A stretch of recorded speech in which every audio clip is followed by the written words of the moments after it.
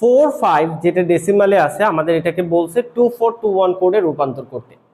তো এখানে একটা মজার জিনিস দেখো, এই যে 4 আমরা যদি এখানে 1 এখানে 1 বাকিগুলায় 0 বসাই তাও কিন্তু আমরা 4 পাবো। আর যদি এই 4 এ একটা 1 বাকিগুলায় সবগুলায় 0 বসাই সেক্ষেত্রেও আমরা কি পাবো? 4 পাবো। তাহলে কথা হলো আমরা কোনটা নিব, উপরেরটা না নিচেরটা? এটার উত্তরটা হলো তুমি যে কোনো একটা নিতে পারো, কোনো সমস্যা নাই। বাট পরীক্ষায় খেয়াল রাখবা যে টিচার কোনটা নিছে। টিচার কিন্তু উপরেরটাও নিতে পারে, টিচার আবার নিচেরটাও নিতে পারে। টিচার যেটা নিবে অর্থাৎ এমসিকিউ এর অপশনে যেটা দেওয়া থাকবে তুমি কিন্তু সেটাই দাগাবা, তুমি কিন্তু তোমার তখন ইচ্ছা মতো নিও না। টিচার কোনটা নিছে সেটা খেয়াল করো।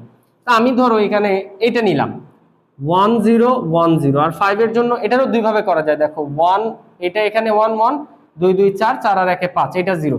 আবার এইভাবেও করা যায় 0 1 0 1, এটাও কিন্তু লেখা যায়, কারণ 4 আর 1 5 এটাও কিন্তু হয়। তো আমি ধরো এই উপরেরটা নিল, আচ্ছা এবার নিচেরটা নিই 0 1 0 1। বাস এটাই হলো আমাদের 2421 কোড। আমি আশা রাখি তোমরা জিনিসটা বুঝতে পারছো।